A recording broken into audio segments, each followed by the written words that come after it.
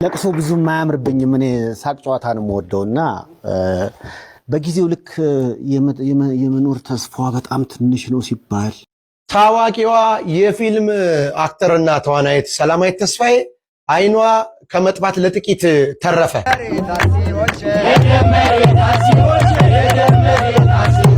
ኦርቶዶክስ ተከታዮች ላይ የሚደርሰው ግድያ የጸጥታ አካላትና የመንግስት ኃላፊዎች የጥቃት ሰንሰለቱን በማስቆምና ወንጀለኞችን ለሕግ በማቅረብ ከታሪክ ባለዕዳነት እንዲድኑ አቡነ ማትያስ አባታዊ ጥሪያቸው አቅርበዋል። ይህንን ቪዲዮ ላለመስራት ብዙ ከራሴ ጋር ታገያለሁ። ነገር ግን የዚህን ልጅ እናት ለቅሶ አይቼ ዝም ማለት ስለማልችል የምችለውን ነገር ኦፈር ለማድረግ ነው። ሰዎች በኃጢአታቸው ምክንያት ልክ እንደ ብሉይ ኪዳን ጊዜ ከዚህ ወደዚህ ሲለወጡ እያየን ዝም ካልን እግዚአብሔርንም ሰውንም እያገለገልን ስላልሆነ ሊረዳ እንደሚገባውና በእርግጥ ያደረገው ነገር ስህተት እንደሆነ አምኖ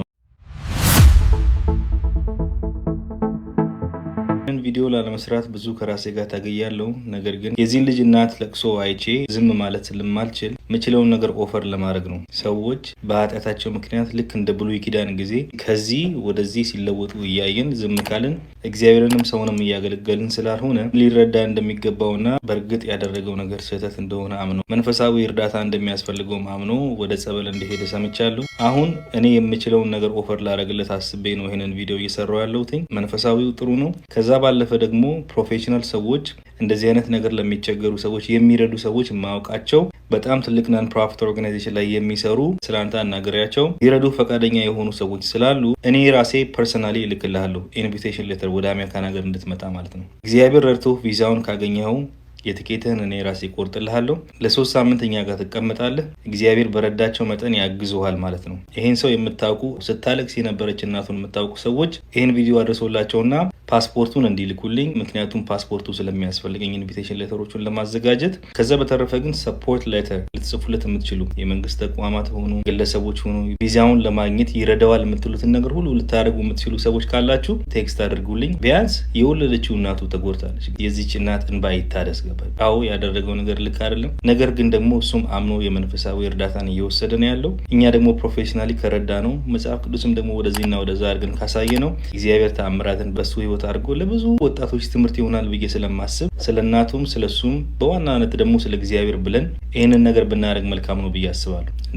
ታዋቂዋ የፊልም አክተርና ተዋናይት ሰላማዊት ተስፋዬ አይኗ ከመጥፋት ለጥቂት ተረፈ። ይህም እንግዲህ ሁኔታ የተከናወነው በአንድ ቸርች ውስጥ ሰላማዊት ተስፋዬ እንደሚታወቀው የፕሮቴስታንት ሃይማኖት ተከታይ እንደሆነች ይታወቃል። እቺ ተዋናይት እንግዲህ በአንድ ቸርች አንድ ፓስተር ጥሪ ባቀረበበት መሰረት እዛ ቸርች እንግዲህ ለመካፈል ሄዳ በአጋጣሚ የአይን የማጥፋት መርሃ ግብር በሚል በዛ አጋጣሚ አይኗ ላይ በተረጨ ስፕሬ እንግዲህ ሌሎቹም እንደዚሁ ስፕሬው እየተረጨባቸው ነበር። እሷም እንግዲህ አይኗን በስፕሬ ተረጭታ ከቆየች በኋላ በጣም ህመም ሲሰማት ከዛ ቸርች ወጣ ወደ ሕክምና ሄደች። ሕክምና ከሄደች በኋላ መፍትሄ አላገኘችም ነበረ። ከዛ በኋላ ወደ ራሷ ወደ ልቦኗ ሰላማዊት ተስፋዬ ተመልሳ በቀጥታ የሄደችው ወደ ጭንቅ አማላጇ ወደ የምሕረት ቃል ኪዳን አማላጅ ወደ ሆነችው የምሕረት ቃል ኪዳን ወደ ተሰጣት ለሰው ልጆች ሁሉ ፍጥረት ሁሉ አማላጅ ትሆን ዘንድ እግዚአብሔር አስቀድሞ ለሰው ልጆች የሰጣት ቅድስት ኪዳነ ምሕረት ወደ ሰሚነሽ ኪዳነ ምሕረት ነው ሄደችው።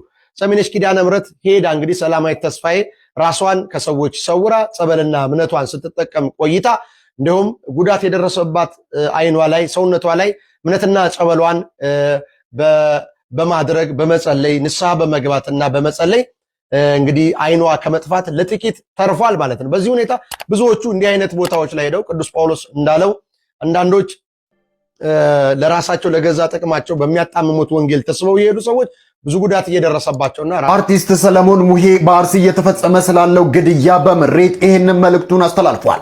ሁላችሁም ይህንን ቪዲዮ ኮፒ ሊንክ እያደረጋችሁ ለብዙ ሰው ሼር አድርጉት። የምናውቀው ነገር ነው። ቤተክርስቲያን ተቃጥላለች።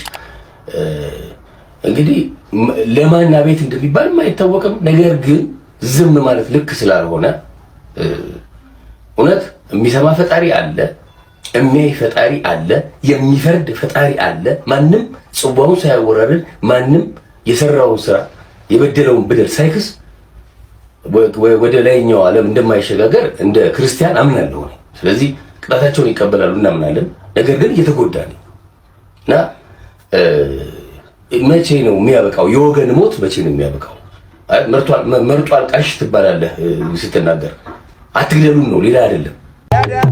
ታክሲዎች የደመሬ ታክሲዎች የደመሬ ታክሲዎች የደመሬ ታክሲዎች የደመሬ ታክሲዎች የደመሬ ታክሲዎች የደመሬ ታክሲዎች የደመሬ ታክሲዎች አቤት አንቺ ምድር ሐዘን በዛብሽ የደመሬ ታክሲዎች የደመሬ ታክሲዎች ክርስቶስ አለልሽ እምባሽን አባሽ የደመሬ ታክሲዎች የደመሬ ታክሲዎች ድንግል ማርያም በምልጃሽ ጽዮን ማርያም በምልጃሽ ድንግል ማርያም በምልጃሽ ጽዮን ማርያም በምልጃሽ ድንግል ማርያም በምልጃሽ ጽዮን ማርያም በምልጃሽ ድንግል ማርያም በምልጃሽ ጽዮን ማርያም በምልጃሽ ስለ እምነቴ ብለው ሞቱ ልጆችሽ ድንግል ማርያም በምልጃሽ ጽዮን ማርያም በምልጃሽ ካንቺ ጋር አለና ክርስቶስ ልጅሽ ድንግል ማርያም በምልጃሽ ጽዮን ማርያም በምልጃሽ በነይ ድረሽልኝ ድንግል ከልጅሽ ድንግል ማርያም በምልጃሽ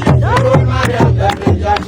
ይኸውላችሁ እኔ አሁን እየገባኝ ያለው በብዙ ቦታዎች ሰዎች ተገደሉ፣ ተሳደዱ፣ ተፈናቀሉ ምናምን የሚሉ ዜናዎች ይወጣሉ። ሀዘኑ አይ ቲንክ ካልደረሰብን የሚገባን አይመስለኝም። ከዜና ውጭ ምንም ትርፍ አይኖረውም። እኔ አሁን እየተሰማኝ ያለው ነገር እንዴት ይመስላችኋል መሰላችሁ? ይህንን ዜና አድርገን እያቀረብን በመጣን ቁጥር ድምፅ እየሆንን እየመጣን አይመስለኝም። ምክንያቱም አሸንፋችኋል፣ ጎበዞች እያላችሁ ነው ይመስለኝ። ኦልሬዲ ዓላማቸውን አሳክተዋል። በቃ አገር እንድትበጠበጥ ነው የፈልገው። ቤተክርስቲያን ያፈርሳሉ፣ ይገላሉ፣ ሰው እንደዛ፣ መስጊድም እንደዛ ይሆናል። ወደ እምነት ይሞከራል። አገር ሰላም እንዳትሆን ሁሉም በየራሱ ድርሻ እኩይ ሀሳብ ያለው እንደዛ እያደረገ ይመስለኛል። እኛ ደግሞ ከዜና ውጭ ፕሮሞት እያደረግናቸው ነው ይመስለኝ። አዶን ቲንክ ሶ።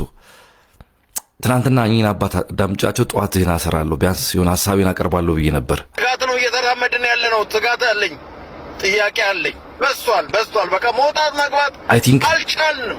ይሄ የመኖር ህልውና ነውና መረር ያለ ጥያቄ መጠየቅ አለብን። በቃ እስከ መቼ ድረስ ነው አልገባኝ። ተፈራርተን ምናምን ይሄ ፖለቲካ ነው እየተባባለ የምንኖረው? ይሄ ፖለቲካ አይደለም፣ የመኖር ህልውና ነው። ጀስት በመንግስት ደረጃ የዜጎችን ሰላም መጠበቅ ይመስለኛል ፕራዮሪቲው። የሚገሉትም የሆነው በመንግስት አካል ላይ ጫና ለመፍጠር እንደሆነም ይሰማኛል። ፖለቲካል አናሊሲስም ባንሰጥ ግን በቃ ሊባል ይገባል። የዜጎች ደህንነት ሊጠበቅ ይገባል። እኔ እንደዛ ነው ማሰቡ። ጦርነትን አልደግፍም እላለሁ። ወንድሙ ላይ እንዲታኮስ አልፈልግም። እውነት ለመናገር ግን የዋህ ህዝብ እያለቀ ነው። በቃ ለፖለቲካ ትርፍ የሚሆን ለምን የሚሆን ሌላው ህዝብ እያለቀ ነውና እንደ ዜና ማድረግ ለማቅረብ ይከብዳል። ሰው ነው እያለቀ ያለው፣ ሰው ነው እየሞተ ያለው። ምንም ማንም ያትርፍበት መሞትን መቀበል ልክ ነው ብዬ አላስብም። እና ባካችሁ እኔ ግራ ስለገባኝ ነው። ምን ሁሌ አውርተ ተገደሉ ሞቱ ይደክማል። በጣም እያስጠላኝ ነው። በቃ ሶሻል ሚዲያ ላይ የወጣሁበትን ቀን ነው ስቲል እየረገምኩ ያሉትና ነፍሳችሁ ይጨነቃል። አንዳንዴ ምንም መፍትሄ የማታረጉትን ነገር ዝም ብላችሁ መጮህ አንዱን አካል ፕሮሞት እያደረኩ ስለመሰለኝ ነው። አዶ ነው በጣም እያስጠላኝ ነው።